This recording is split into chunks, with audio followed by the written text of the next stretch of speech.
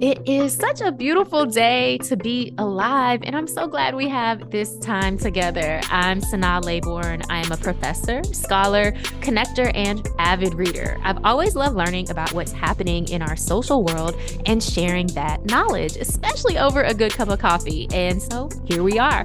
Each week on Let's Grab Coffee, I catch up with experts from across the country who are investigating our most pressing social issues and common curiosities. Over the next hour, you'll learn about their inspirations, motivations, and of course, what they know about the world around us. Grab that cup of coffee and get ready for an engaging and insightful conversation. Tell me this, have you ever expensed the lunch or travel that wasn't just about work? Added a little extra time on your timesheet, maybe you got in late or you left early, didn't report all of your earnings on your tax return? If so, that's fraud. Yep, fraud is not just identity theft, Ponzi schemes, or embezzling millions of dollars. Fraud is all around us. To help us understand the fraud we see and even the fraud we choose not to see, today I'm joined by Dr. Kelly Richmond Pope. Dr. Pope is the Dr. Barry J. Epstein Endowed Professor of Forensic Accounting at DePaul University. She is a nationally recognized expert in risk, forensic accounting, and white-collar crime research, an award-winning educator, researcher, author, and also an award-winning documentary filmmaker. Dr. Pope teaches managerial and forensic accounting both at the undergraduate and graduate level. In 2020, the American Institute of CPAs and the CPA Practice Advisor named Dr. Pope among the top 25 most powerful women in accounting. Her research on executive misconduct culminated in directing and producing the award-winning documentary, All the Queen's Horses, which is so good, you have to see it. This documentary explores the largest municipal fraud in U.S. history. Her TED Talk entitled How Whistleblowers Shape History has been viewed over 1.6 million times, translated into 20 languages, and serves as a resource to help organizations and individuals embrace internal whistleblowing. Dr. Pope is a frequent international speaker to numerous corporations, nonprofits, and government agencies.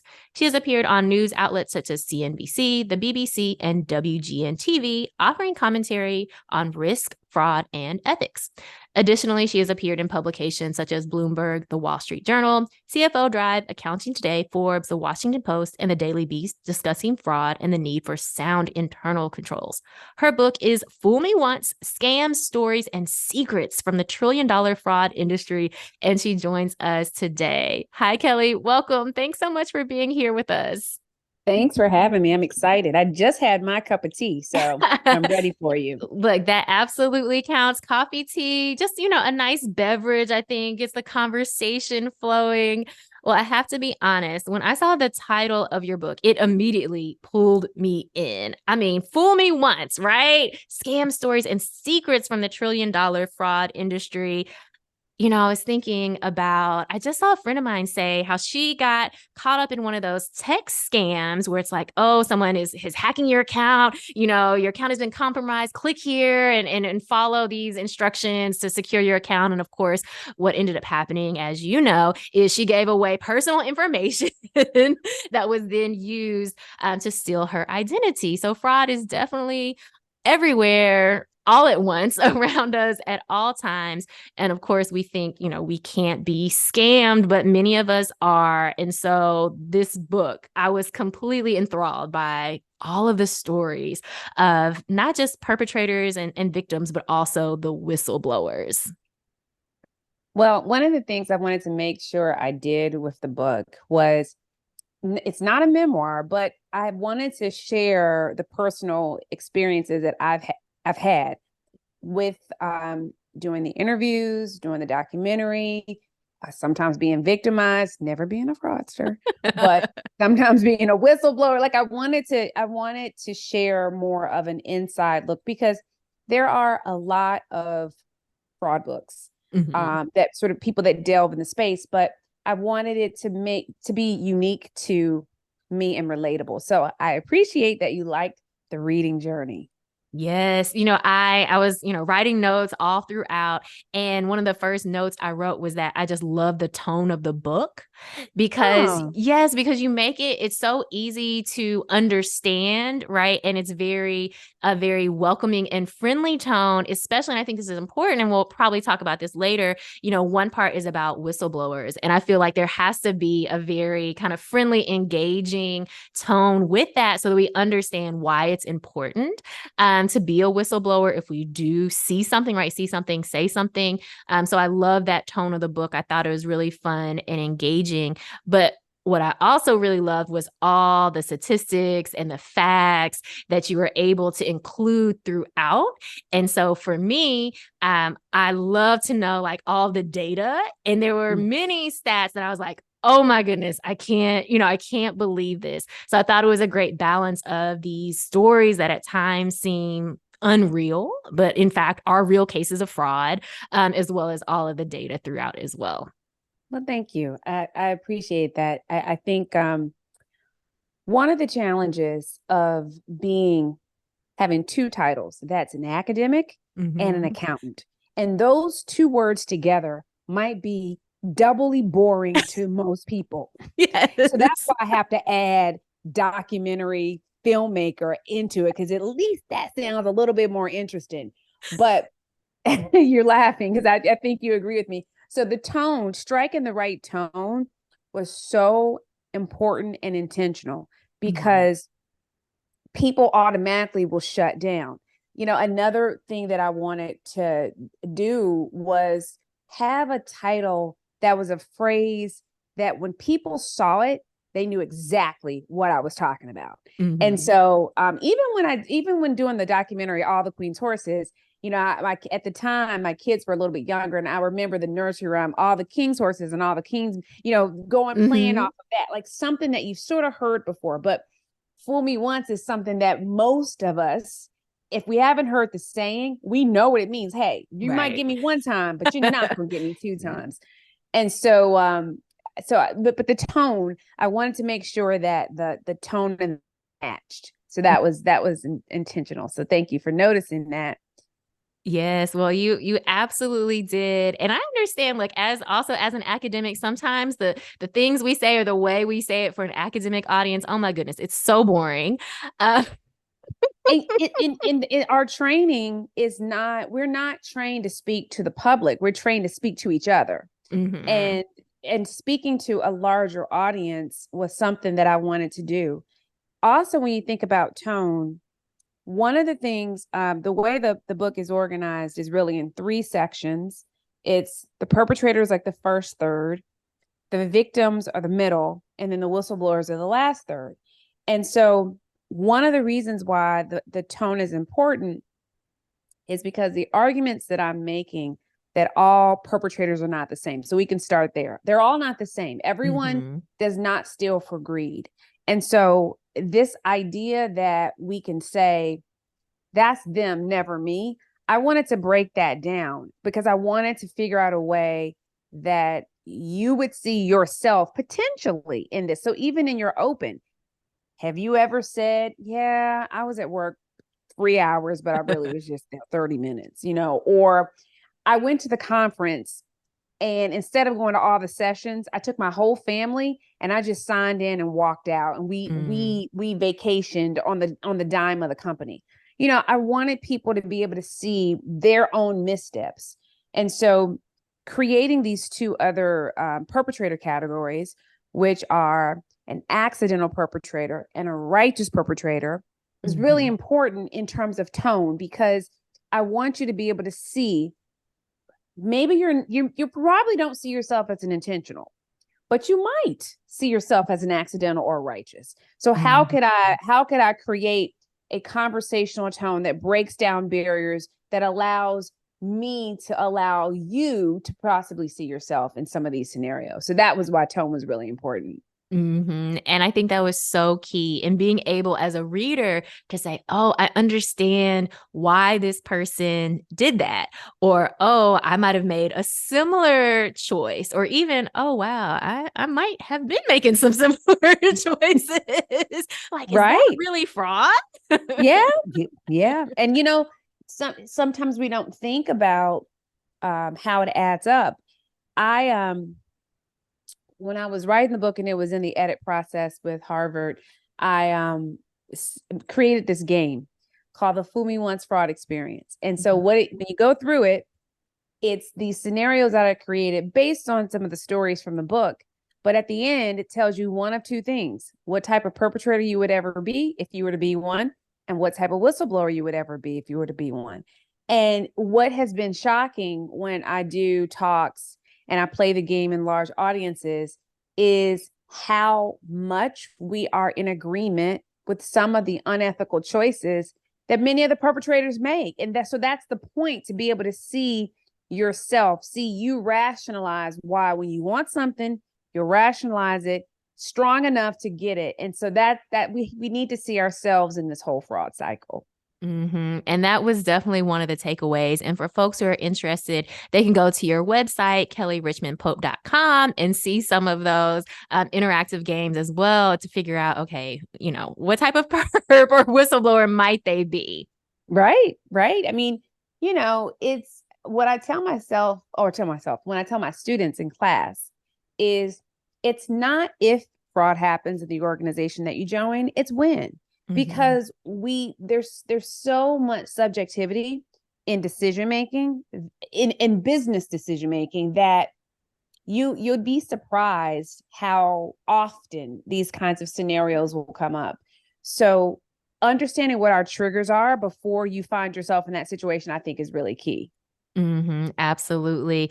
And you said something just now, and then also you mentioned it in the book as well, about how, any of us under the right circumstances and in the right environment could commit fraud. And that might be difficult for some people to hear or to accept, like, no, I could never do that.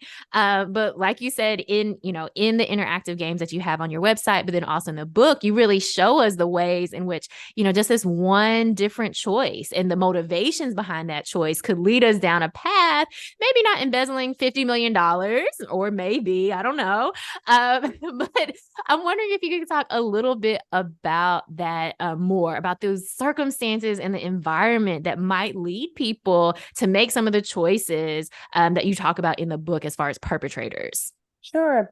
So when you think about the righteous perpetrator tends to be a superstar in the organization. The star COO, star CFO, star salesperson, just the star. And that person tends to be above the rules, can be, because nobody wants to upset them. So if the star says, oh, I need to do, you fill in the blank, you don't want to then say, well, you have to fill out this form in order for me to approve it. You just want whatever you need, whatever I can do to support you. And so sometimes that person can become so powerful that the internal controls that you may have in place in your organization, that person just sort of flies above those. And so, and I'm thinking of one of the cases, one of the stories in the book is a case of Kayla Ravello, who found herself engrossed in this terrible fraud scheme because she employed her husband. And her husband started doing something unethical, which then made her in a tough situation to make a decision. Do I keep allowing him to do work that wasn't completed and still submit an invoice, or do I not? So the reason I bring that up is a lot of us make referrals. I know a person who knows this person. Our company is looking for this particular skill set. Someone, let's refer this person in. And then, these relationships are made. It's sort of how business is done. But sometimes those relationships make it harder for you to enforce the internal controls or tell on the person that may be doing something wrong. And so we have to be mindful of those types of actions we find ourselves involved in. Absolutely. I was thinking about one of the quotes that you included from, one of these cases, and you're talking about how we think about, family and friendship. And I think they said faith in this particular case.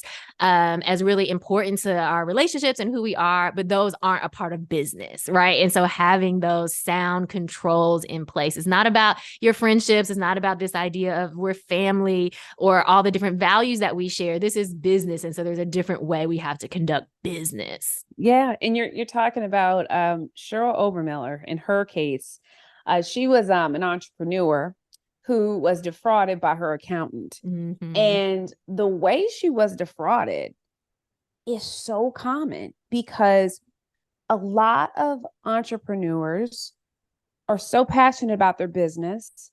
They find an accountant or they find someone that can handle the numbers, and they don't either feel as though they have the skill set or have the interest in understanding the numbers. And so when you outsource the engine, because the accounting is the engine of any business, when you outsource the engine and you're not monitoring, doing tune-ups on that engine, you not outsourcing it, then you make yourself vulnerable.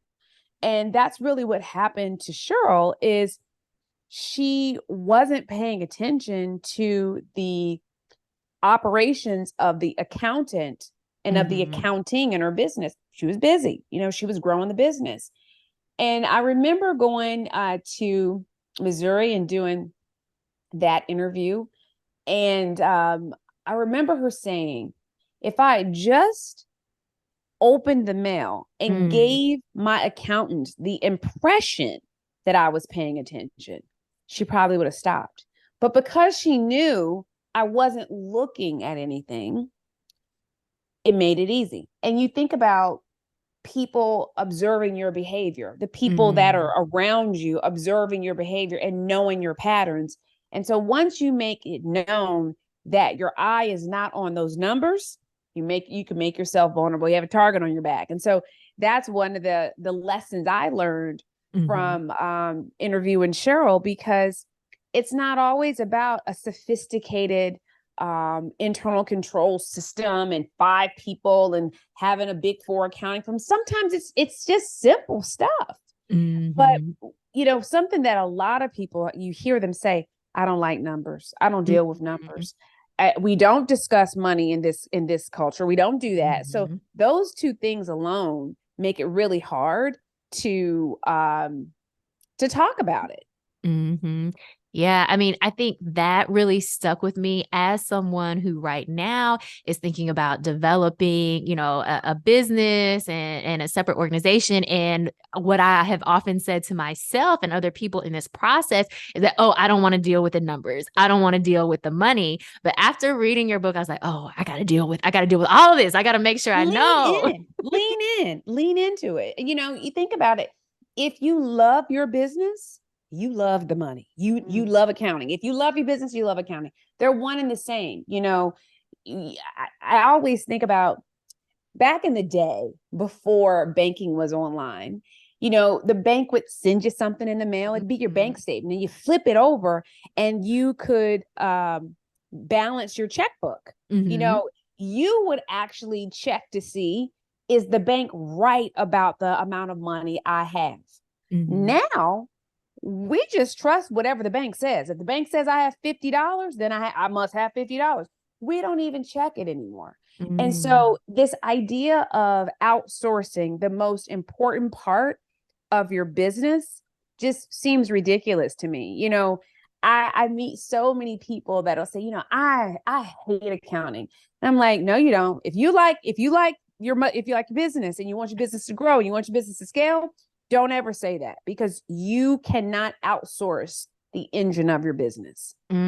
I think that is such an important lesson for people to understand. Like, we got to get over it, because that's definitely me, where I have literally said like, I don't want to have to look at the numbers. I don't want to do that. And reading this book, I was like, nope, I have to do it. I have to be aware, because so many of the stories are simply people who had put 100% trust in this person, who then had all of their information and was able to, take money. And so that is definitely one of the takeaways, is that, if we're not comfortable with it, we got to get comfortable with it, or just learn to be uncomfortable. And that's fine.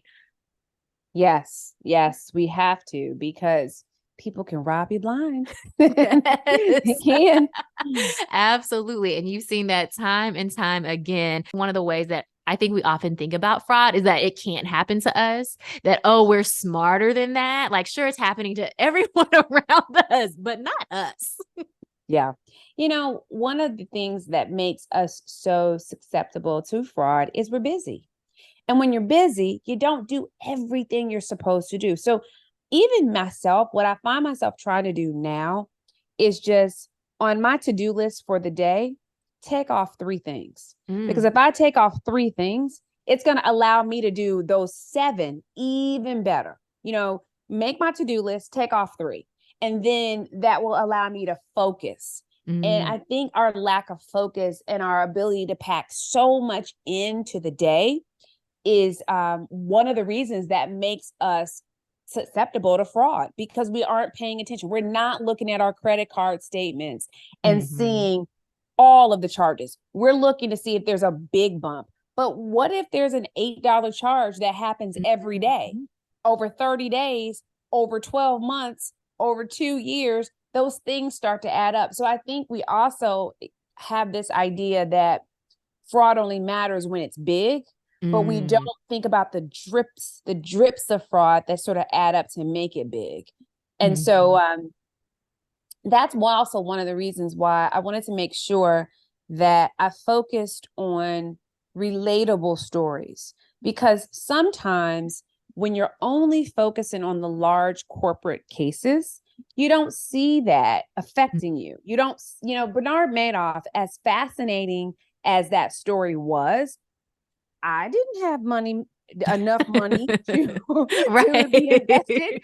I didn't know anybody who had enough money to be invested. So as fascinating as it was, it didn't speak to me. But Dixon, Illinois, where it's 3 hours from where I live in Chicago, and a woman by herself embezzles $53.7 million by just setting up a secret account and moving money from A to B in front of everybody and spending money on horses in front of everybody, is like, well, dang, that's pretty wild. That's an everyday person, And so there are enough cases like this where they might not make all the headlines, but they still have the huge impact, and we need to learn from those. Absolutely. I was completely blown away by that story in Dixon, Illinois. And so, of course, you can learn more in the documentary, All the Queen's Horses, which, again, I love the title of that. And to learn how just an everyday woman, just government job, has managed to steal millions, $53 million, and no one know. Nope. No one know. So hopefully nobody's out there getting any ideas, but things like this happen all the time. When I was working on an article for The Economist, and in that article, the number that I cited at that point was fraud being a $5.3 trillion problem. And if you think that this is a $1 trillion problem because of the intentional perpetrators, it's the everyday person. That's the team player that doesn't want to push back. Boss asks them to do something. You sort of co-sign and find yourself sort of mixed into this mess, or it's the righteous perpetrator. The reason why this is such a huge problem is because now everybody's willing to try it out. If I don't get caught, I'm going to keep going. And so we have to see our role in this and why it's so large. Yes. And I thought that was really key, what you said about having these stories of kind of everyday people. Again, not these really, splashy headline stories where you're like, oh, that's so far removed from my reality that it's just like an interesting story, but to really make it, real. And the one thing about the perpetrators that stuck out with me, I was really intrigued by the accidental perp because of that reason, like, being a people pleaser, or as you mentioned, like new employees are often really susceptible. But then I was thinking about, again, those toxic work cultures where we're a family, right? And what do you do for family, right? You don't question them. Right. yeah, we're not family. Listen, if you can hire or fire me, if you can fire me, you evaluate me and you can give me a performance improvement plan, we're not family. We absolutely, but that came to mind, and how that can foster an environment of like you thinking, oh, I need to just do whatever the boss says or to fudge these numbers, or even how a lot of folks, over identify with their job, like that's their whole identity. So again, another motivator, to just kind of go along. And next thing you know, now you're being arrested. Now your whole life is down the drain.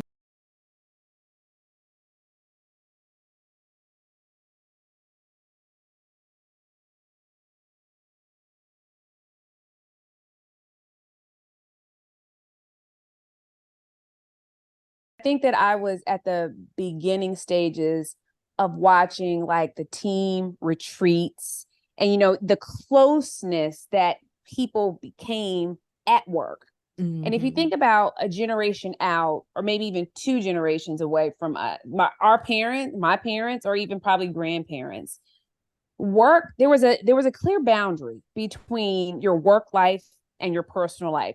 Things that you would share at work, the way that you would show up at work was very separate. But now, it's almost this work life blend where we integrate so closely that it makes it hard to tell a boss, no, I'm not going to do this. It makes it Mm. hard to tell on a boss when the boss is doing something bad. It makes it hard because we now are like linked like this. So it's like a violation of trust if you do that. So Mhm. it's a tough situation when you find yourself needing to push back. And so that accidental perpetrator category is probably the most disturbing to us because we see ourselves, we can easily see ourselves as that employee easily. Mhm.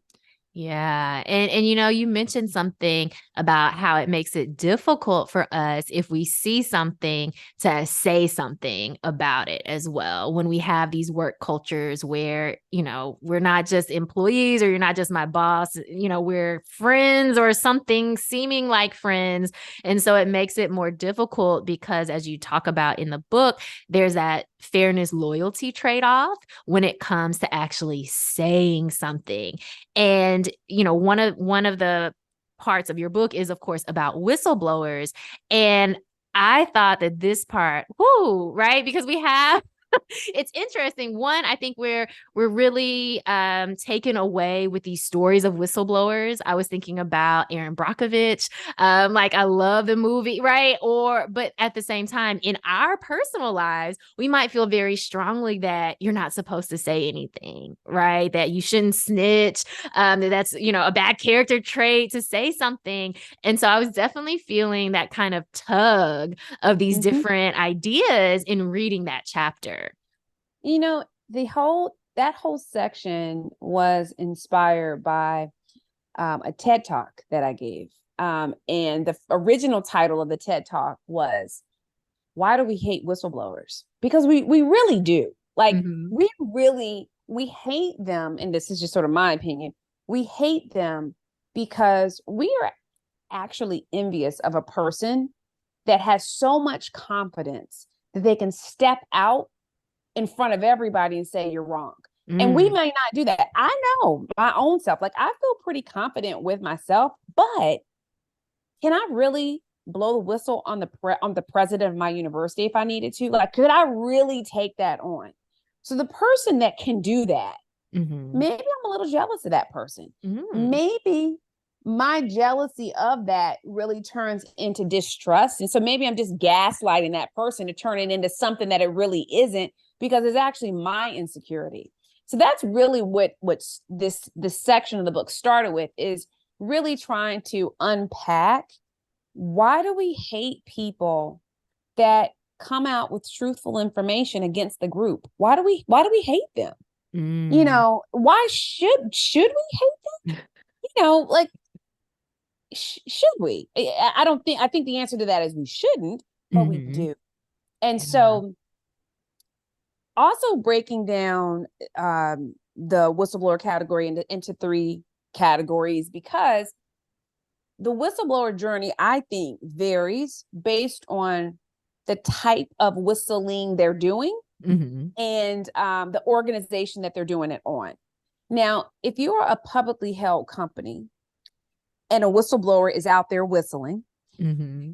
that stock price might drop. And if that stock price drops, maybe there's going to be layoffs. Maybe people are going to lose their jobs. Maybe they're not going to be able to afford their homes. Maybe they're going to lose health insurance. Maybe they have kids in college that they're not going to be able to fund. There's like a domino effect of Mm-hmm. what could happen if you're a publicly traded company.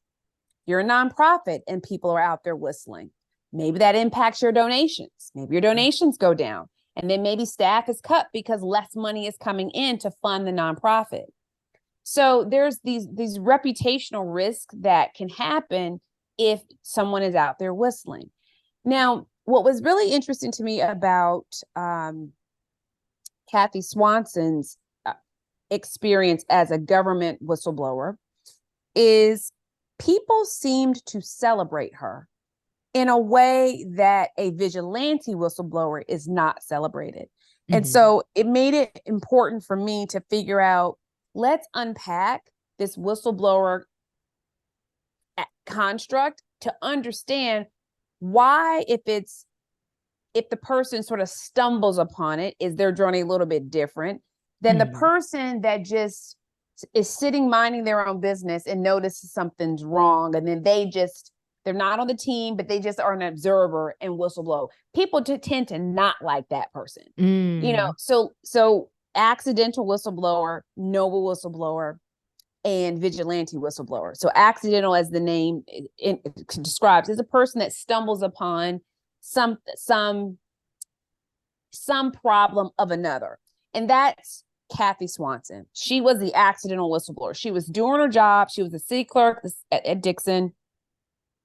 Stumbled upon, she was doing her treasurer's report one day and noticed some odd things that her boss, Rita Cronwell, was doing. The noble whistleblower is a little bit different because they are a member of a team, and they Mm-hmm. notice that their team members, their colleagues, aren't doing what they're supposed to do. And they're the one that steps out. And when they do that, they are attacked, bullied, all the things that happen. The vigilante whistleblower, sort of slightly similar to the noble, except the vigilante is not part of the team. Imagine that the vigilante is the person that knows all the rules in the company, code of conduct up and down, and the minute anybody steps out, that person is going to blow the whistle. That's the vigilante. Mm. So all aspects of these whistleblower personas are important. You probably don't want all of one, but Mm-hmm. it was really, I really wanted to say that this idea of snitches and rats and tattletales and traitors, those words that we tend to use, really are going only to the vigilante whistleblower category, because Mm-hmm. they are that person. They are ready. They're ready for whatever. They don't really need to be anonymous. They're Mm-hmm. fine saying, you know what, so and so wasn't doing this. I'm the one who told on them. This is what the rule is. It should be fixed. That's the vigilante. They Mm-hmm. own it in a different way than the accidental. So I think earlier in my career, if I had to be a whistleblower, I probably would be more of a accidental. But Mm-hmm. now in my life, I can see myself more on the vigilante side. Ooh, yeah, I really appreciated these categories because, as you just mentioned, we have in our mind most predominantly this idea of the vigilante. But there are different types of whistleblowers, and so important because, again, when I think about all of the major cases of whistleblowing that we can think about, currently or even throughout history, they led to important changes, right? We needed that information in order sometimes to ensure our safety, our physical safety, or to just ensure that the different institutions that we're a part of are running smoothly and we're not being defrauded by them. So whistleblowers do something very important for society, yet we see over and over again how vilified they are, and they do endure a lot of consequences for speaking up. There was an article in Harvard Business Review that talked about the power of silence. Mm. And I thought it was really interesting because there was a section in the article that talked about it only really benefits the organization for someone to come forward. It's easier to keep your mouth closed and stay silent because what does it do for you? Your fists are up, you're defending yourself for who knows how long, even if you are right. And so you really want to create environments where people feel protected because they really don't have to say anything. It's important to create these environments because, as the research shows us, most frauds are discovered by whistleblowers. So Mhm. we have a responsibility to create environments that really nurture that. We want them to feel protected. And so, yeah, whistleblowers are fascinating to me, I think, because I've never been a true one. And I really have to think long and hard, like, what would I do? Who would I turn to? Am I prepared for the microscope then to be turned on me? Yeah, and that is what I was thinking about as you shared some of these stories in the book of the ways that the whistleblowers were, some of them lose their jobs, they might be thrust into the public eye, and then you have all this public ire against them, or even thinking about just the physical and emotional distress that whistleblowers feel if there is a time between when they have, blown the whistle and then something happens, right? Some sort of investigation. So thinking about in Kathy's case, and I was like, oh my goodness, like there's just this idea of like the emotional distress you might feel of should I say something? And then even, everything that happens after that. But what I think gave me a lot of hope was how, as you mentioned in the book, all of the whistleblowers said they would still do it again. They would still blow Yeah, the whistle. they say it, and I wonder, um, I've probably caught most of them on the tail end of that. In it, maybe they'll be like, "Oh goodness, why did I do this?" But yeah, it's a journey. It's a journey for sure. And most of us don't live our lives where we are on the defensive every day, all day.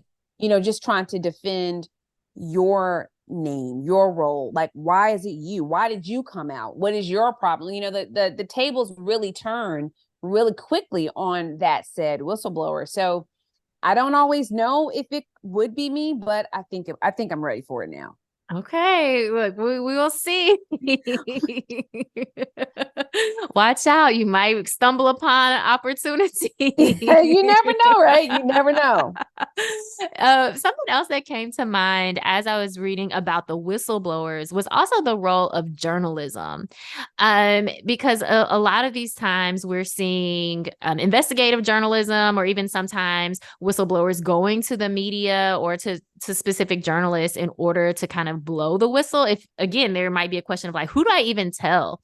And so that came up to mind as well of like the importance of having journalists that we can trust or even outlets that we trust that can amplify this information when maybe it seems like nothing is being done. It's interesting you bring up journalists because I think what's worth thinking about is what the role the journalist has in documenting the story. So is it just to tell the what, or is it truly to understand the why? Mm. And part of my reason for the book and that tone that we talked about earlier was really wanting people to understand more about the why. One of the things when I would do talks with journalists, I would always say, every journalist needs an accounting class Mm. because I want a journalist to understand just a little bit more that financial statement, those four basic financial statements. Why would someone overstate revenue? Why would someone understate expenses? Like, you want to be able to understand numbers in a way that makes your writing, your storytelling, so much more compelling than just stating the facts that were in a Department of Justice press release, because they're always going to just state the facts. But a lot of Mhm. times people want to know the why. They want to know the story behind it. So when I was thinking of the name of the book and I put the word secrets, I felt like all of the interviews I've tend to do, it's something that they're sharing with me that maybe nobody else cared about, Mm. but I did. Maybe the press release from the Department of Justice didn't make it. Maybe the Securities and Exchange Commission complaint, they didn't care. But, I sort of want to know more about your why. And I'm not a psychologist, I'm not a psychiatrist, but I want to know more from the couch potato psychiatrist. Why? What motivated you? What were your pressures? Why did you feel that it was okay to do whatever you did? Or whether that's the perpetrator or the whistleblower side, like what compelled you to either commit it, or what compelled you to either talk about it or tell about it? I want to know that. And so sometimes that feels like a little secret because you don't read about that enough. I think that why is so important. And you talk a lot about the why in the book to help us really, like you said, understand why perpetrators did this, why whistleblowers did this.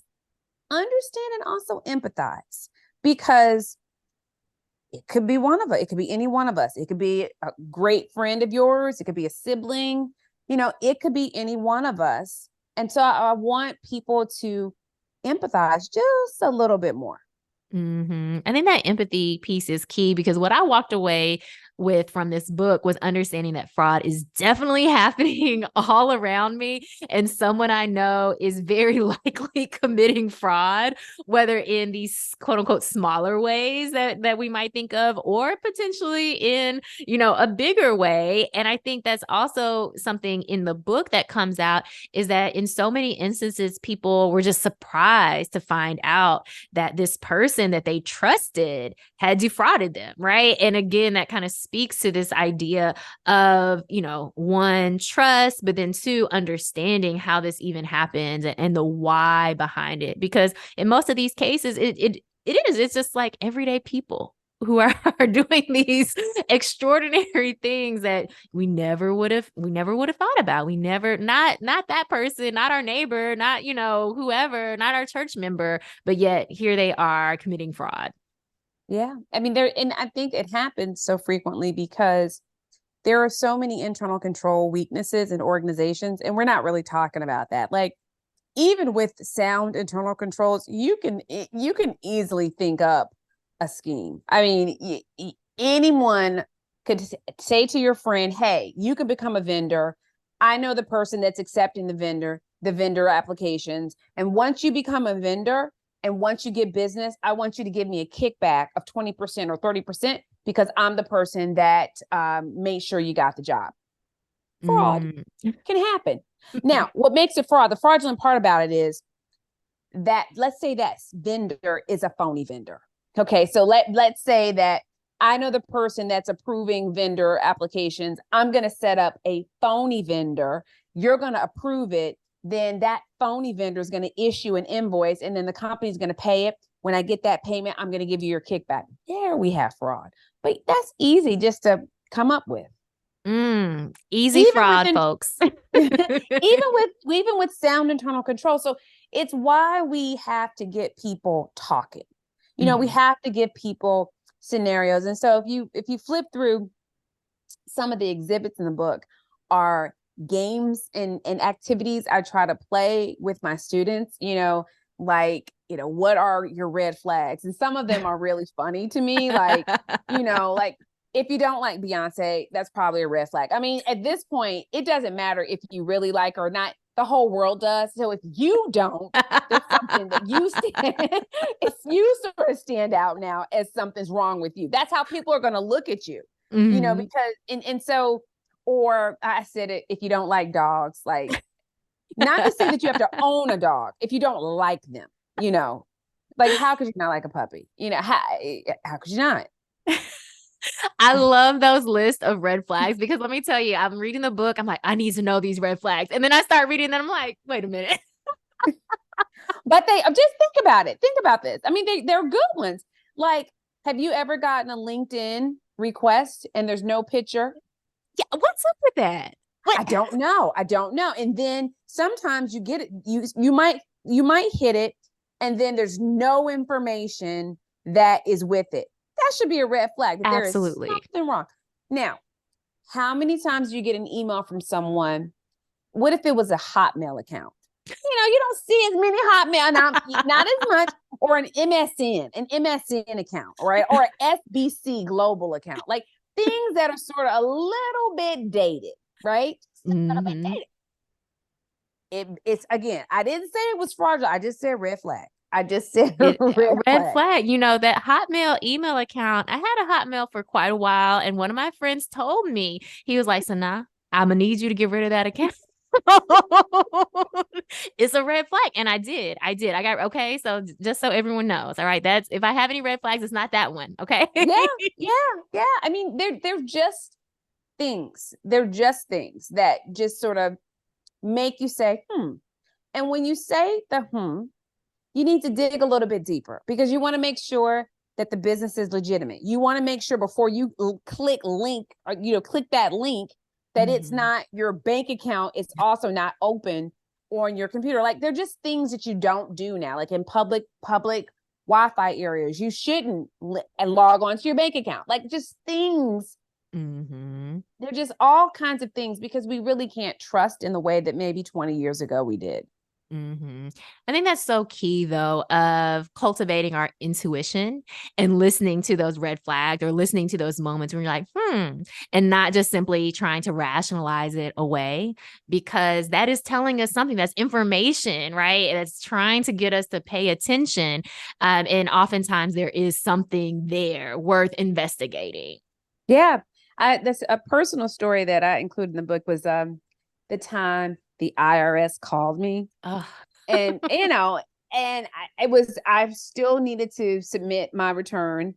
So it was a perfect time to get a call. But then I thought, hold on, Kelly. When has the IRS ever called me? Never. And why does it sound like it's a call center? Odd. And then when they said to me, well, we are going to issue an arrest for there's a warrant issued for your arrest unless you pay this $7,500 balance, and just we can if you give us your credit card right now, we can settle it. Come on. Yeah. But I can understand why elderly fraud is so high, because a person that may be out of the cycle a little bit may fall victim to that. So the reason why I was paying attention to it, I was busy. I was doing 5 things at one time. And I'm like, what? Well, I'm just listening and carrying on with the conversation. I'm like, you're going to take my passport and you need my driver's license, my credit. This sounds crazy. The IRS would never call me and say that. But just for the fun of it, I kept going. But I could have fallen victim to it. Yeah. And I think what's interesting in that story too is, like you said, the timing also kind of made you more susceptible to at least question, like, okay, well, maybe this is, maybe the IRS is calling me. Right.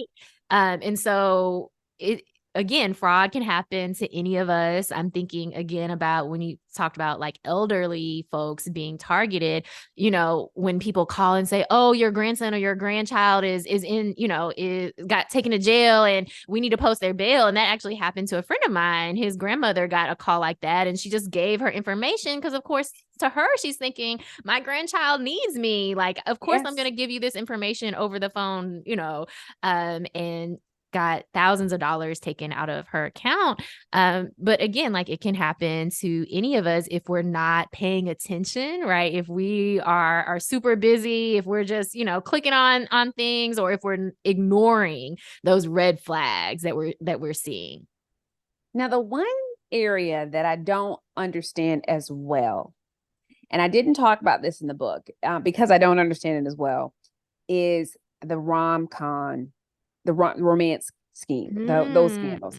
Now, that's the one area that I don't talk about because I don't understand it well.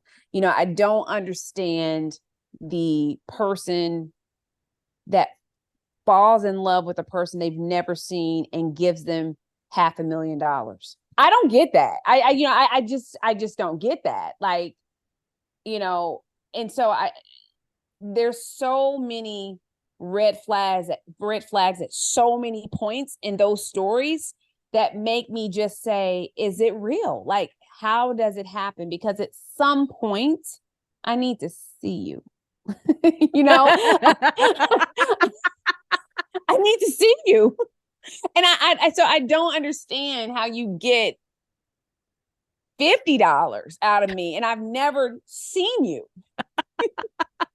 Kelly needs to see your face in person before she's giving you any of her money. Okay. So I don't understand. I can understand maybe we're communicating and you might have asked for a plane ticket, but I'm going to get you the plane ticket. I'm not going to give you the money to get the plane ticket, because if I did it once, because fool me once, if I did it once and you didn't come, then in my book, you already have money for that next ticket. So I don't need to send you anymore. You know, so there's that's the one thing, that the one kind of schemes that I don't really think I understand, unless the scammer is reviewing the obituary section and is targeting people that way and finding people at a very vulnerable point, maybe. But it is. Yeah, we need to know. Maybe that will be a future book, because we need to know. It happens quite a bit. I know it is quite lucrative industry that folks, are texting people and they are running these, romance scandals. And we see it all the time about people who have given their life savings away and gotten catfished. And so it couldn't be me either, for a lot of reasons. But but obviously it works, right? People are getting money and being able to swindle their way out of people's money and into people's lives. Yeah, that's the one area I'm just a little bit like, how does this keep happening? We'll have to stay tuned. Maybe you or some of your research assistants, this will be, very fruitful. Maybe that'll be book number 2. Who knows? Yeah. Or I feel like maybe book number 2, it might already be in the works. You leave us on quite a cliffhanger. I don't want to give too much away, but you do leave us on quite an exciting cliffhanger in the book. So I have to ask, what's next for you? Nothing is really next. I don't know. Like, I do not know. The cliffhanger that I left you on was about a movie. So the movie comes out in a couple days, and it's called The Highest of Stakes. And it's about this question of, is this this guy, Richard Hart, is he the latest crypto king or the biggest con man? And so my position always was, crypto seems a little bit sketchy to me. So that was always my role in the docuseries. So it comes out in a couple days.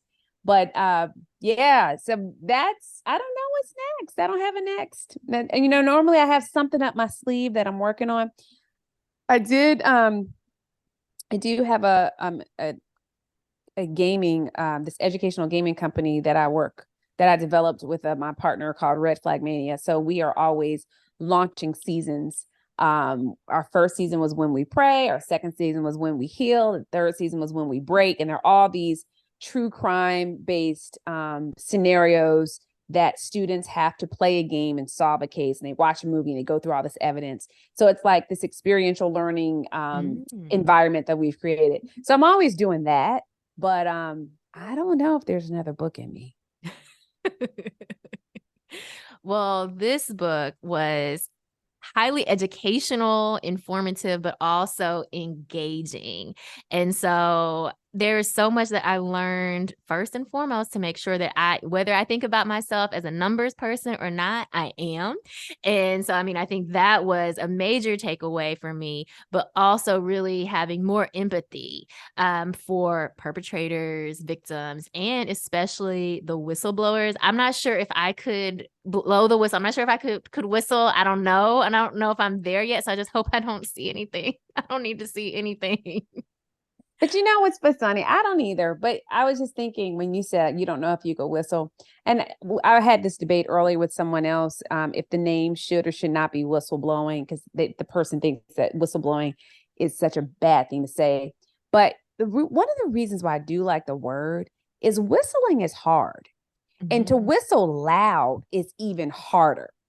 It takes a very a couple things have to go right in order for you to whistle, with whether you're whistling with your lips, whistling through your teeth, whistling with your fingers. There's so many different ways you can do it. So I think that, and when someone does it, it's very high pitched and it hurts your ears too. So I think all of the characteristics of what a whistle is really a good term for it. But to your point, I don't know if I could do it loud enough.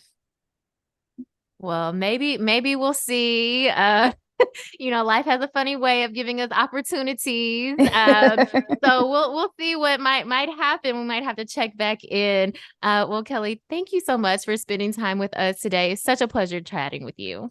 I appreciate it and had a great time for every moment. So thank you. Thank you again to Kelly Richmond Pope. The book is Fool Me Once, Scam Stories and Secrets from the $1 Trillion Fraud Industry. When I tell you I could not put this book down, I could not put it down. I was blown away by some of these cases of fraud, the way it happened, and the people who did it, because again, a lot of the folks in this book and in real life, right? It's not just stories. These are real life cases. We're just everyday people you're like, I cannot believe that you did that. But I think what Kelly does so beautifully in this book is help us to empathize with the perpetrators, with the victims, and then yes, also with the whistleblowers. I learned so much from this book. It also made me Google different whistleblower cases, and you would be surprised at the different lawsuits, the different companies, and also the different settlements. So that might be something, if you're already intrigued, you might want to go ahead and Google some of these cases as well, because there is so much to learn. And I'm just so glad that I read this book because, again, you all know I wouldn't necessarily call myself a numbers person, but after reading this, I am convinced that whether or not I identify as a numbers person, it does not matter. I am going to be a numbers person because I cannot get scammed. I cannot be defrauded out of any of my money. And I'm sure that you feel the same way. Well, this has been Let's Grab Coffee on WYXR. I'm Sana, and I'm here every Monday morning, and I hope that you will join me here as well. Of course, if you missed any part of the show, or maybe you just want to re-listen to some of it, make sure you're subscribed to Let's Grab Coffee in podcast format so you never miss a conversation. And it also makes it super easy to share this show with a friend. Just want to leave you with this reminder: each and every day, you get to decide. Yes, you get to decide what type of day it's going to be, how you're going to show up in this world, and over time, it's those daily choices that create your life. So, what type of life are you creating?